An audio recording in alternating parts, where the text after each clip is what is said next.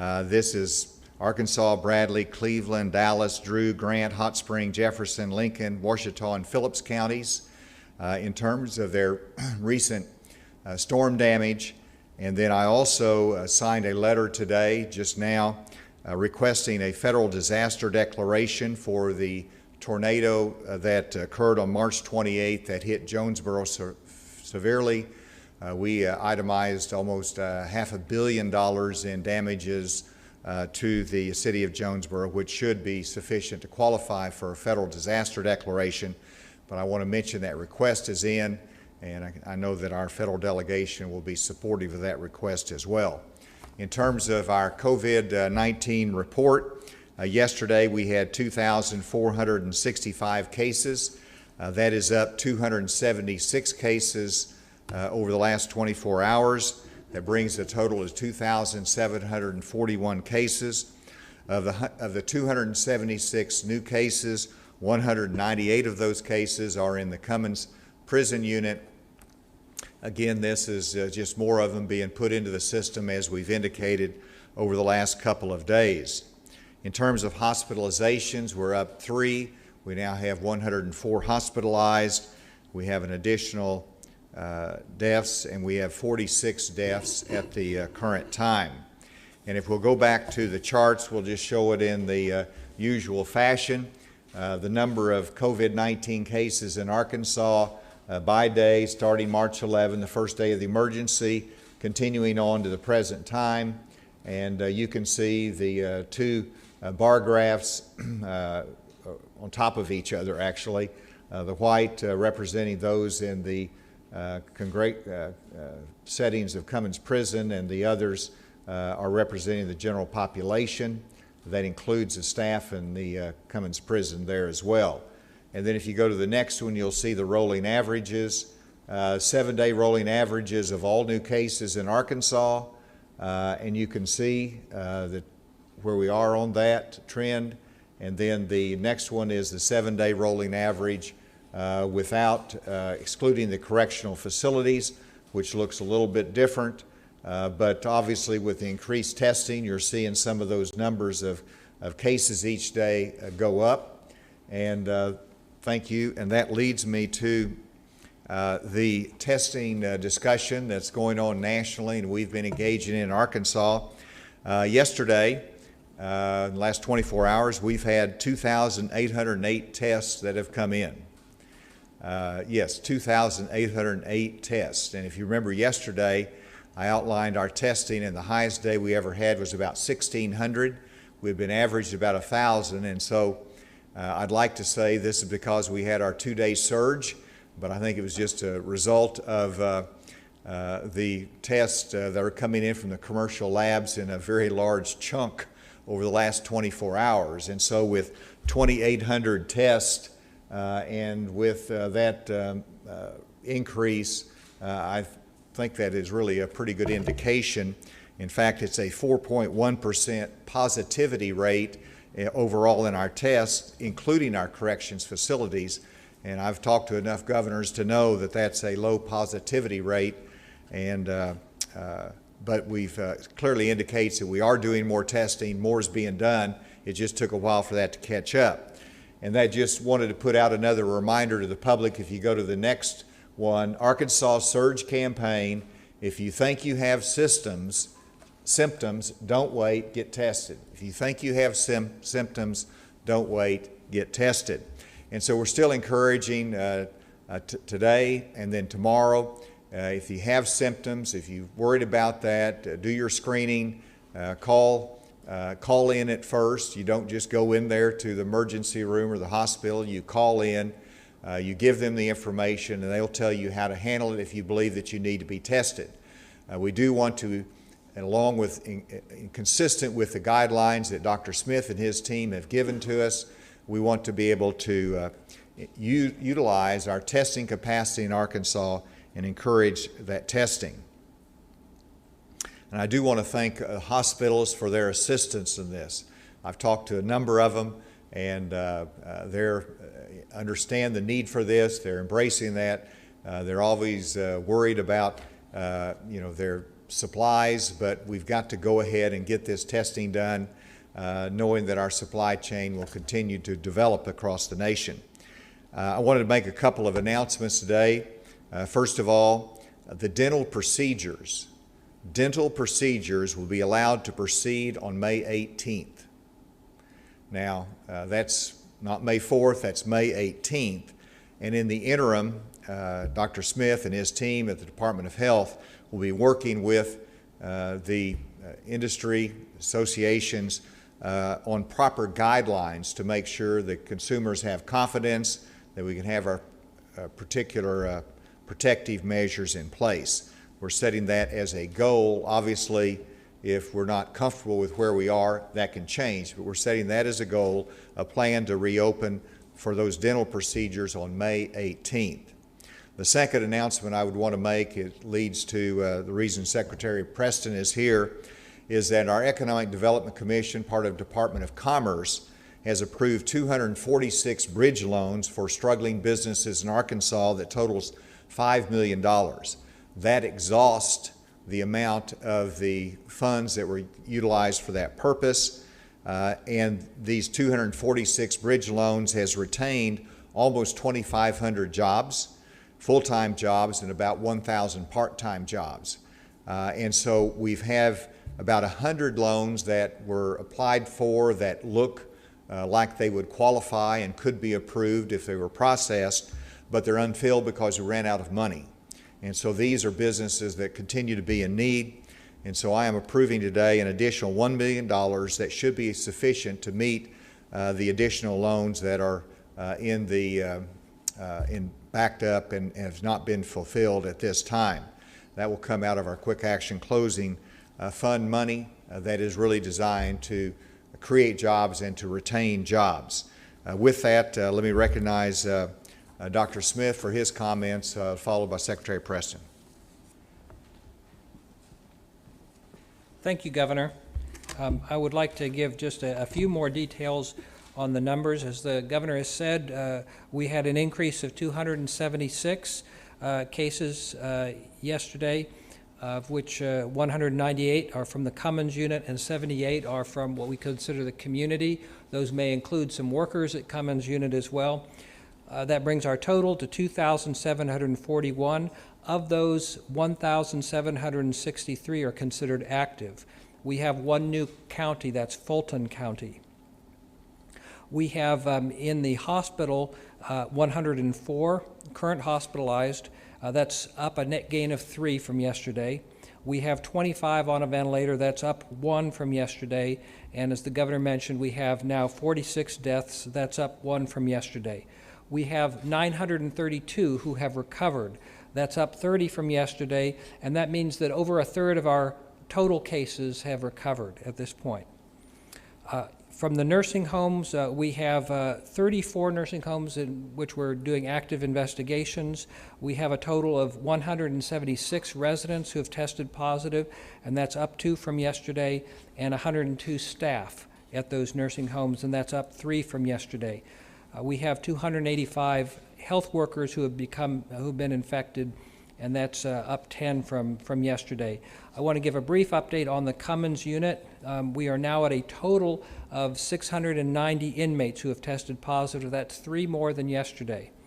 Now, again, I already said 198 of the new test results that came in, but those were inmates who were already tested previously and just are finally entered in our system properly. Among staff, we have over 30 staff that have tested positive. We are continuing to wait results for some of those tests, and that may increase a little bit tomorrow as well. From the Federal Correctional Institute in Forest City, we are up to 79 inmates who have tested positive and a total of 11 staff. I want to mention a little bit more about our testing. As the Governor mentioned, we did have our largest single daily number of test results that came in yesterday at 2,808. Of those, a total of 4.1% were positive. Now, to give the big picture, to date, we've had a total of 34,745 tests, and of those, 7.9% have been positive. So even though we had this large increase in the number of test results that came in, we actually have one of our lowest positivity rates since we've been doing testing. I'm a little bit concerned about the 3-day increase in numbers from the community, and we'll be looking at that very carefully. Part of that, this last from yesterday, is that increase in the number of test results that came in. Even though the positivity rate was lower, just the sheer numbers means we had more positive cases reported yesterday. In looking at where those cases are coming from, there's a slight increase in percentage of those the last 3 days coming from northwest and northeast Arkansas. So we're going to give some particular attention there, look more carefully at where those cases are coming from so we can take appropriate interventions. And we'll be watching that very, very carefully, especially as we have our 2-day testing surge. We'll expect to have more results. We may see more positive cases, but we'll also be looking at the positivity rate. If that rate is remaining low, then that will be comforting, but we definitely want to find out. The purpose of the testing is to identify new cases, to interrupt the chains of transmission, to reduce the spread of COVID-19, and then ultimately to save lives. And I'm going to talk briefly about the dental guidance that we'll be providing. As the governor has mentioned, we do plan, if everything goes on schedule, if we are able to see a downward trend in these cases, that May 18th is our target date for resuming office dental procedures. Now, dental surgery is already covered under the directive for elective surgical procedures, but that requires more than would probably be appropriate for most office dental procedures. So we are going to put out a guidance document giving out the provisions for resuming non-urgent and non-emergent elective dental services. That will come out sometime later today. We'll outline all the things that dentists will have to have in place and give a whole broad overview of the staged approach. We won't go back to full everything on the 18th. It'll be a staged approach. As we get closer to that time, we will put out a directive that will specify exactly what will be expected to resume on the 18th. That'll be a shorter document, and it'll focus only on that initial stage. But what we'll put out today will be provisions that will be required for that to happen. And with that, I'll turn it back over to the governor. And I want Secretary Preston to come, but I want to applaud him and his team, how hard they've worked in building the systems and in making sure that the unemployment claims can be processed, an extraordinary number of those that have come in. So they've worked very hard, but he wanted to give an update, and so Secretary Preston.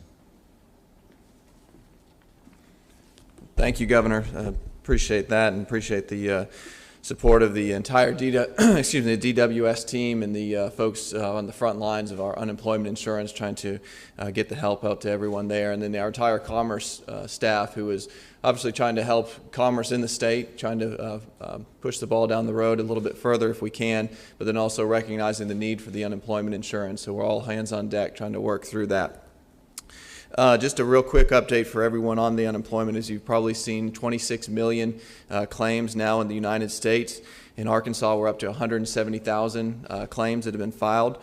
As the governor alluded to, we are working hard to make sure our systems are built and that we're handling and processing those claims. The good news is that we are able to process and handle them. On the pandemic unemployment assistance, this is where we're getting a lot of questions still, and this is part of the CARES Act. That's again for those self-employed, the freelancers, the gig economy workers. We have made significant progress in building that system.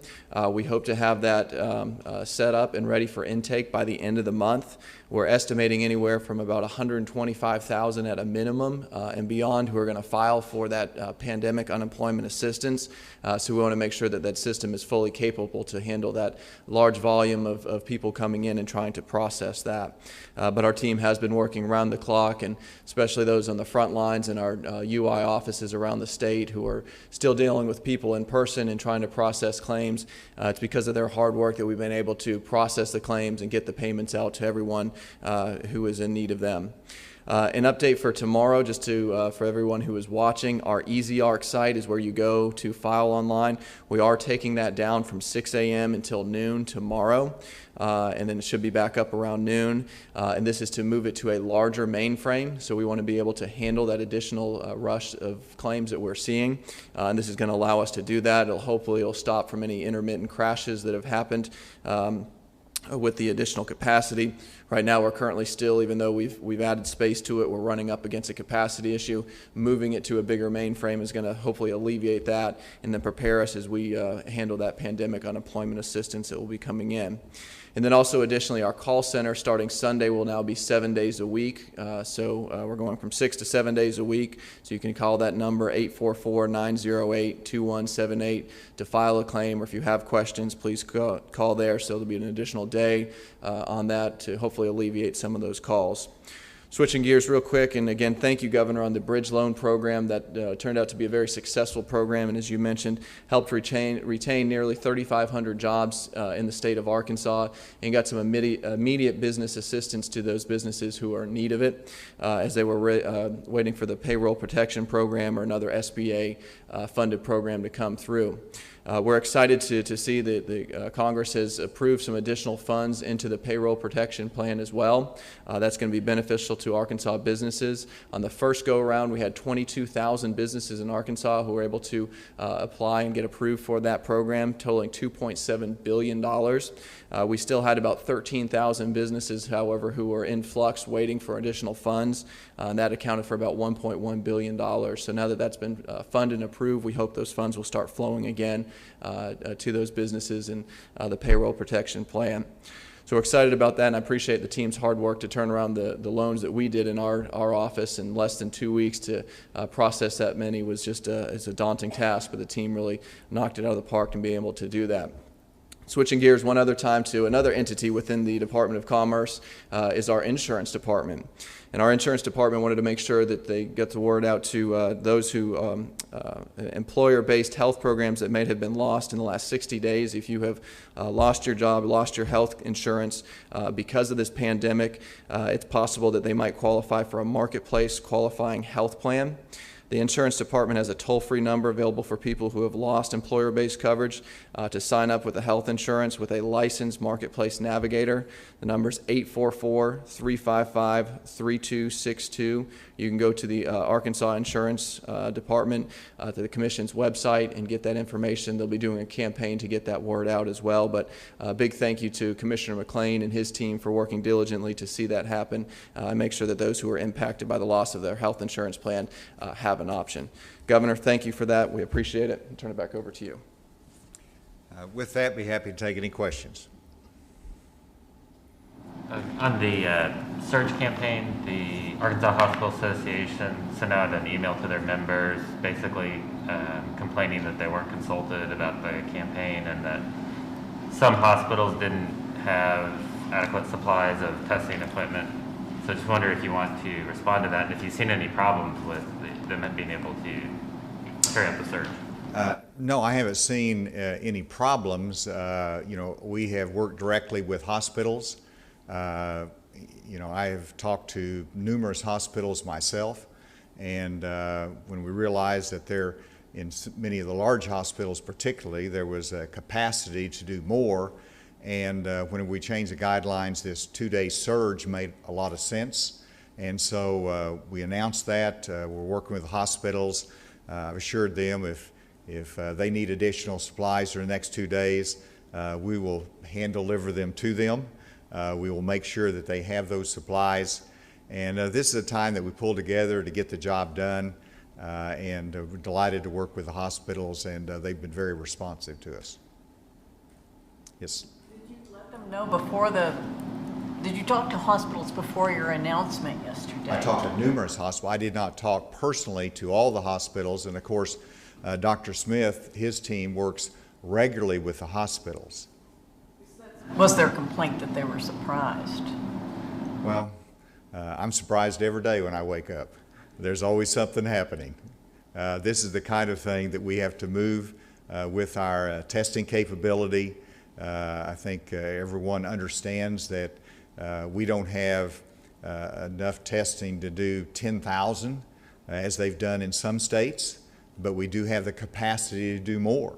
And that's illustrated by the fact that we've done 1,600 previously in one day. We are down at 1,000.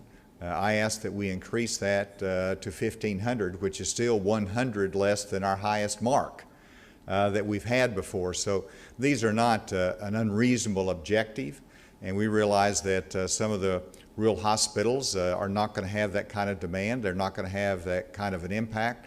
But whenever you look at our capacity in Arkansas, our testing sites, if somebody needs to have a test and they qualify based upon their symptoms, they ought to be able to get that test, particularly whenever we have that kind of supply. Just to follow up on that real briefly, so it sounds like maybe the issue is that you check directly with hospitals, but not necessarily with the hospital association. So is there a reason that we didn't check with the hospital association, didn't see a need to check with the association. I talked to a sufficient number of hospitals to get an idea as to where we were, and we proceeded with that. Seeing the 3-day uptick in positives, does that kind of give you a little pause about opening things back up May 4th? It doesn't give me a pause at when you say open things back up on May 4th. Now, what we've done is that we have set timelines for review of specific industries and to lift restrictions on May 4th in some areas.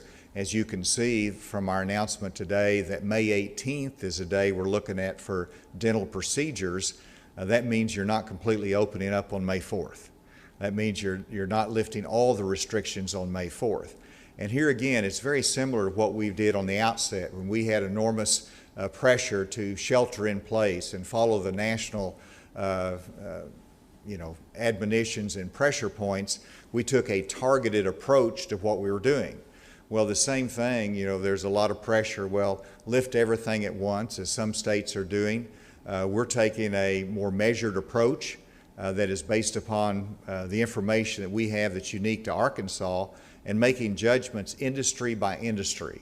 And so it's not all open up on one day. It is, let's look at how we can have a measured approach and phase in some of these industries that are desperate to go back to business, but they also want to be cautious in terms of building consumer confidence.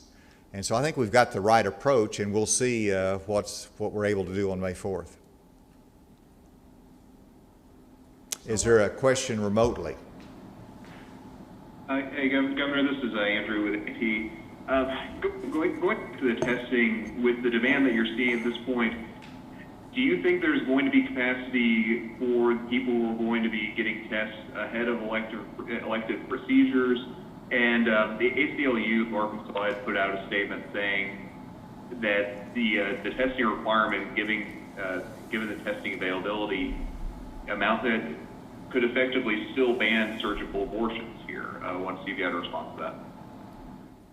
Well, I think there's two questions. I'm going to let Dr. Smith answer, add to this.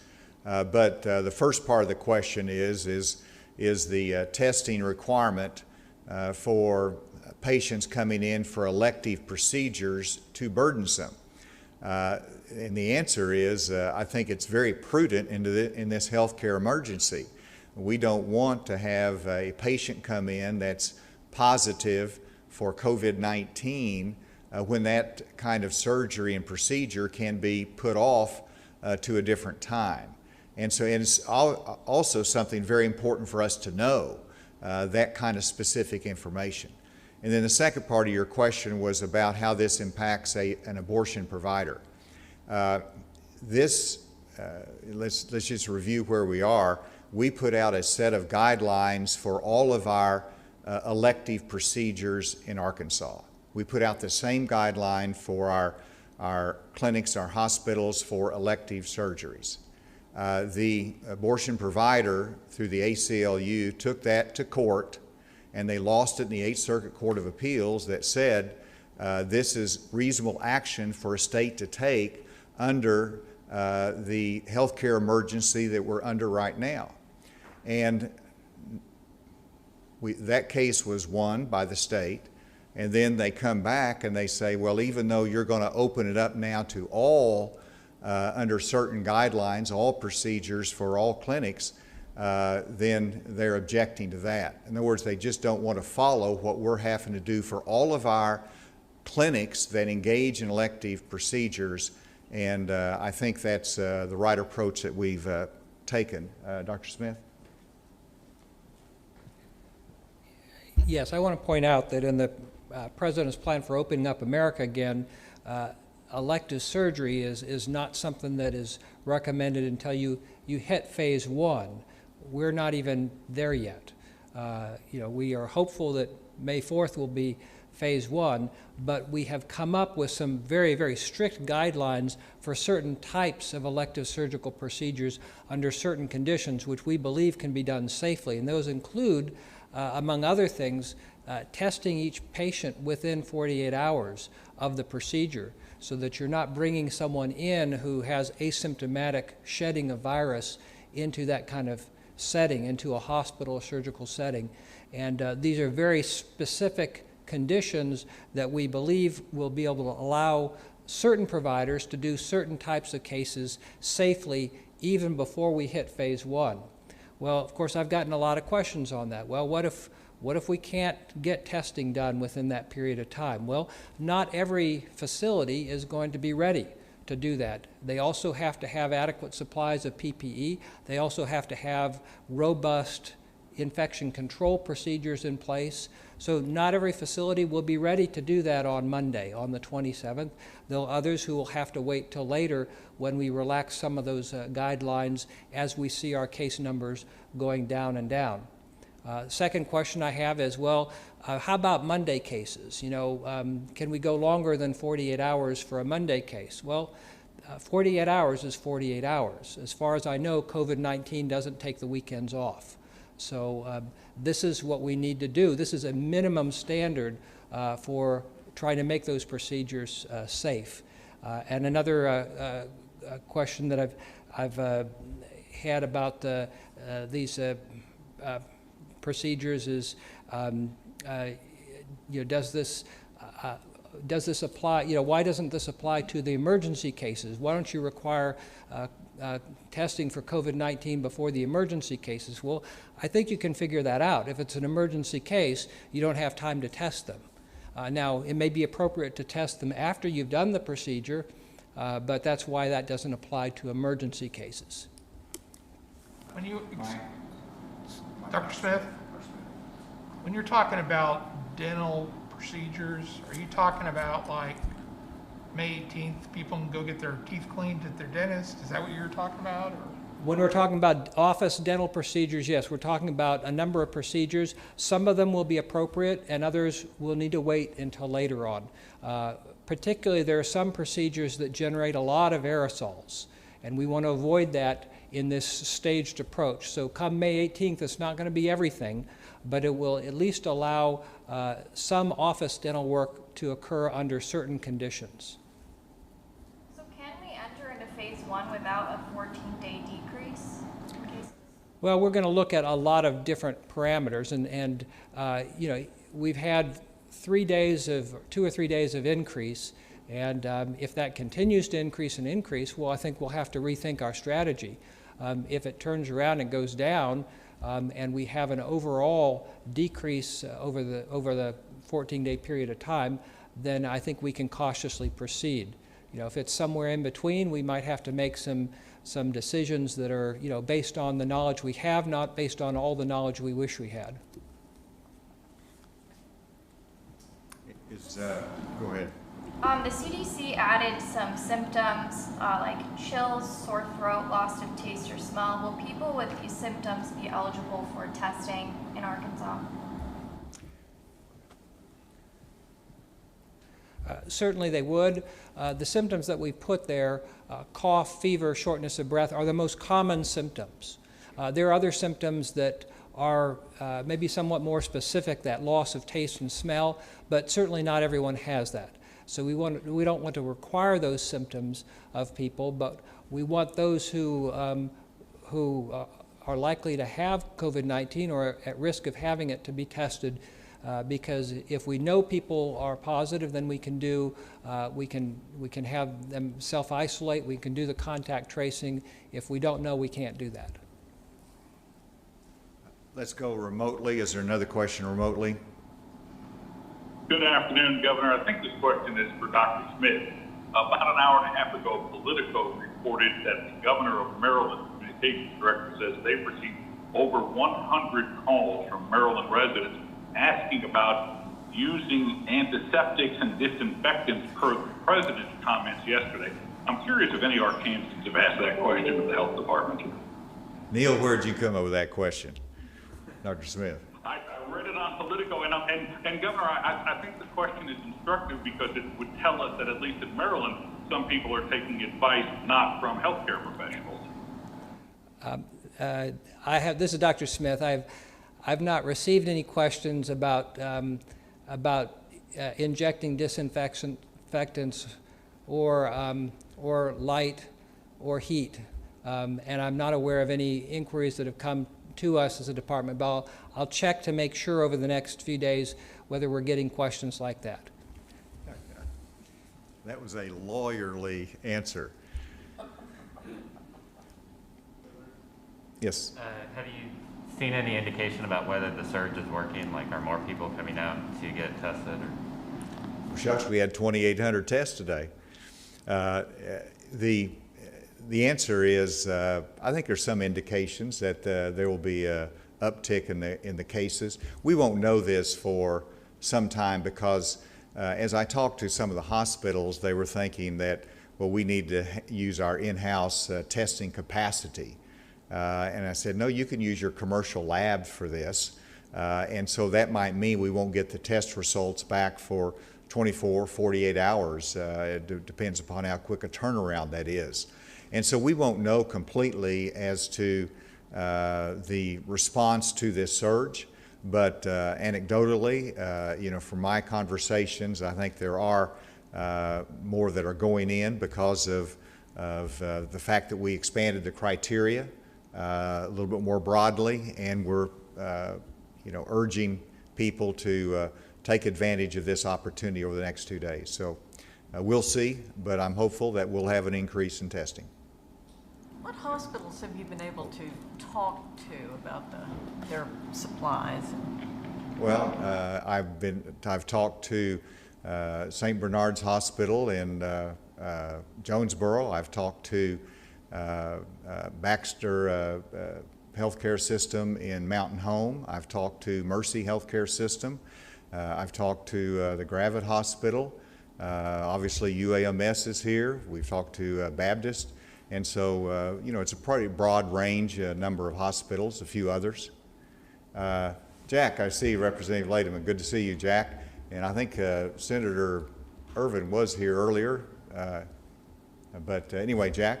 Yeah, thank you, Governor. I want to thank you for signing that disaster application for Jonesboro.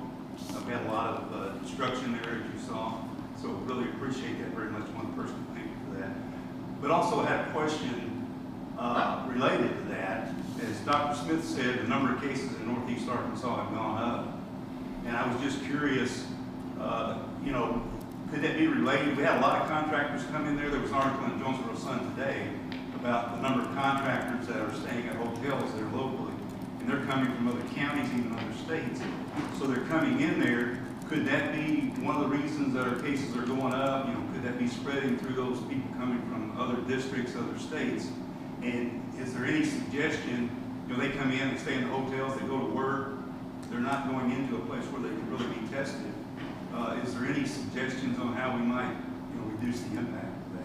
I'm not- I'll let Dr. Smith answer, but let me, first for everyone, the question relates to Jonesboro and the contractors that might come in from out of state to help recover from the tornado damage. And as you know, we've tried to discourage, worked hard to discourage, and even put signs up to prohibit recreational out-of-state travelers from coming into Arkansas. Obviously, if the contractors are coming in to respond to an emergency, they are exempt from that requirement. We recognize those are essential workers that need to travel. But obviously, we expect them to take their social distancing seriously, even though they're responding to an emergency, as I know the Jonesboro community has done. But Dr. Smith, do you want to add to that? Yes, thank you, Representative Lehman, and Governor, I agree that there is always a risk in people coming from other states with perhaps higher risk of COVID-19. It's important that they do the physical distancing and preferably wearing the cloth masks when out in public.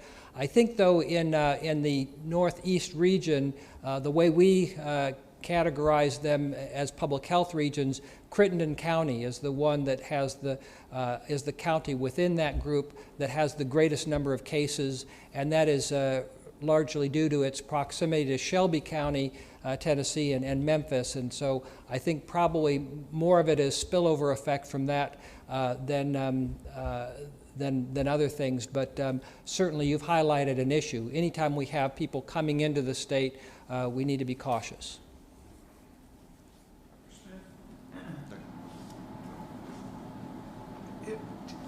For some reason, this number of, I guess, must have been 5 weeks ago, you guys said that 6 to 8 weeks from that time, you expect the number of cases to peak at about 3,000. And then you kind of walked away from that. When do you expect the virus to peak here? Well, just to clarify, we had a 2-week model that had us being at 3,500, and that was April 10th, and we're not even to that now. So that model was obviously not very good. That was our in-house model based on our data and based on what we thought would happen, but we bent that curve. There have been other models that have had us peaking anywhere from today, which was April 24th, to May 2nd. Now, if you look at the actual shape of our curve, it's not been like a mountain. It's kind of had some ups and downs. It's a little hard to identify a peak, I think, in this case until you're well past it. We were going kind of steadily downward for a while, and then we have had a few days of an upward trend, and so we're not exactly a shape. Our curve is not really the kind of shape that it would be easy to model mathematically. And so I would say that we're at a point where we need to look at how things are going day to day and have some situational awareness, identify where we're seeing new cases and what we can do to interrupt those chains of transmission more than relying on a particular mathematical model. Dr. Smith, are we seeing any headway in the prison system, or are there a number of recoveries? Are there any hospitalizations from the prisons? Well, I'm going to talk specific about the Cummins unit. They have done really an amazing job. They've worked very well with our team. They've basically divided people according to their status, both their testing status and their exposure status. We're in the process of basically testing pretty much all of their workers so that we know. And not only that, they've actually set up a field hospital within their unit so that they can take care of the lower acuity patients without having to move them out. Of course, if they get sicker, they will have to be sent out. I know some of them have already gone to UAMS and some other hospitals, but most of them they should be able to take care of in the field hospital so that we don't have to have as much movement of people in and out. Do we have any numbers on recoveries and hospitalizations? Well, the recoveries, remember we defined that by 7 days after the onset of symptoms, or in the case of those who are asymptomatic, 7 days after the positive test. It's been less than a week, so we wouldn't have very many recoveries, if any. Yes, ma'am. Governor, are you considering with other states opening up and Arkansas working towards opening up, extending the restriction on recreational travelers from outside other states with the summer coming up and everything? Are we considering lifting that? Well, certainly that has to be on the table to look at, as well as the other restrictions. For example, there's discussions about our Buffalo National Scenic River Park, and that is a national park, and so if the restrictions are lifted on that, which is a national federal decision, they have to be open to national and guests from all the states. And so that is a consequence of that. But our state parks are a draw for anybody from out of state. They come here. It's one of our big revenue drivers in the state of Arkansas. And we have discouraged that, limited that, actually prohibited that. And so we will be working with Secretary Hurst, but also our Economic Recovery Task Force that's examining that very specific question.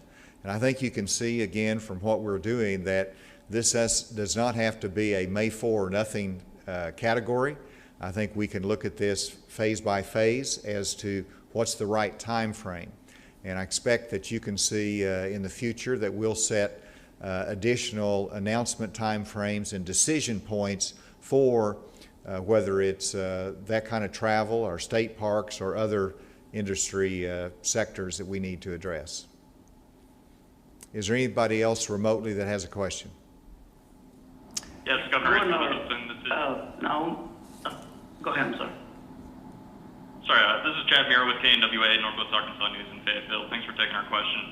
As you mentioned, the White House recommendation of a 14-day downward trend before reopening is just a recommendation. The state has flexibility to set its own guidelines.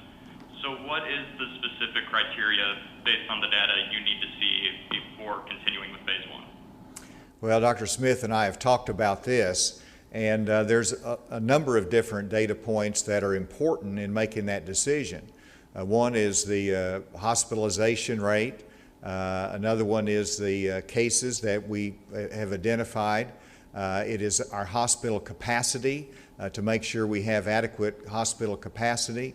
It is our positivity rate, which is one of the criteria that the White House set out. It is the availability of our personal protective equipment. It is another evaluation is as to how capable the industry is in putting forth and adopting sufficient health guidelines to give the consumers confidence, but also to protect the public health. So there's a multiple different areas of criteria that goes into that decision points, and we weigh them all. Dr. Smith. I agree. When you say a 14-day downward trend in cases, there's lots of ways to measure that. Does that mean that every day in those 14-day period of time has to be lower than the day before?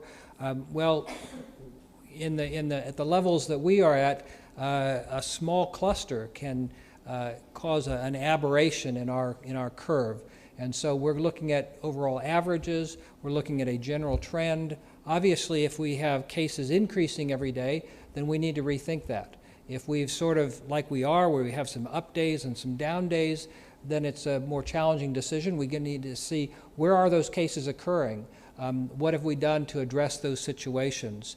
If we're seeing a general downward trend, which I'm hoping we will, then I think we can be comfortable moving cautiously into the next stage with partnership with the industries that we're talking about reopening to make sure they put in place precautions that will minimize the risk of COVID-19 spread within their facilities. And then the second question. Go ahead. Sorry, I just want to follow up on that. Is there a specific number of days for the trend or a specific hospitalization rates or any target number that you're hoping to see in particular? No. For example, you talk about a 14-day trend. What happens if you go 10 days and then the last day you have an uptick? Well, I don't think that means that you cancel all the plans. You have to measure it depending upon where that, the reason for that uptick, was it in a confined area, is there indicate community spread? So those are factors that you have to weigh. As we get closer, if we have more specific data that we want to share and criteria that we're able to, we will do that with you. Then I think it was a second person that was trying to ask a question remotely. Yes, Governor. Naum Dominguez here. Do you have plans to increase the number of testing again in the future? Okay, the question is, do we have plans to increase the number of the testing in the future? And the answer is yes.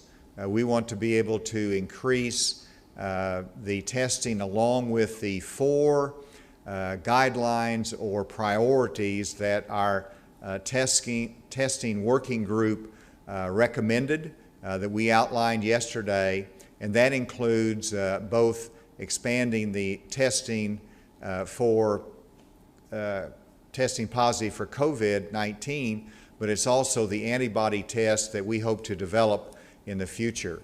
Dr. Smith, did you want to add to that? Yes, I just want to provide a clarification. The strategy that was laid out, the 4-point strategy, is really more or less permanent strategy.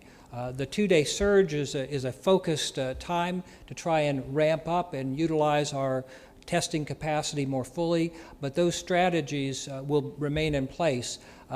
Specifically, I want to provide some clarification on the 4th one, the antibody testing. The antibody testing is not at this point useful for clinical care or diagnosis. So I would not recommend anyone to go out and get an antibody test. An antibody testing scheme or strategy will help us to understand where COVID-19 has spread in the past in our communities, and more of a research tool for us to better understand what's happened, kind of like the rear view mirror.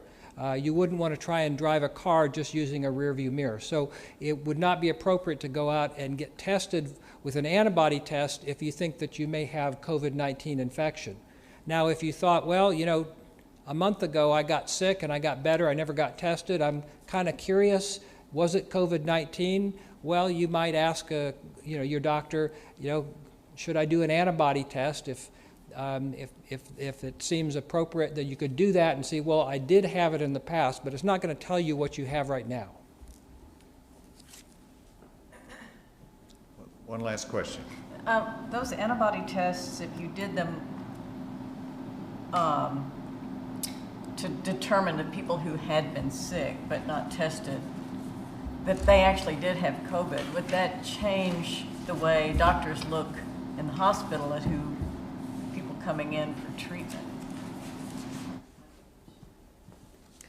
That information would be helpful, but it wouldn't really change what we're doing now. It wouldn't change probably what we are planning on doing in the future. We know there are asymptomatic cases, people who are infected but don't have symptoms, and that's why we've extended our testing criteria to include those who have had potential exposure either through travel or through contact with a case. So that itself wouldn't change. Now, some people have some ideas about antibody testing that are not really proven or fully proven. One idea is that if I have a positive antibody test, well, now I'm protected. I've got antibodies and I can't get it again. We don't know that, and in fact, there are some cases from South Korea where people have had either a relapse or a reinfection. So we don't know that those antibodies mean that someone is protected. So I don't want people to misinterpret the results of that test and put themselves at risk for potential reinfection. Help doctors have a broader picture of what COVID looks like if someone comes into the hospital, just if they keep track of that kind of thing. And do we have point of care testing yet? Offline on that, or the doctor will be available for an additional question. Thank you very much for your attention today. Thank you.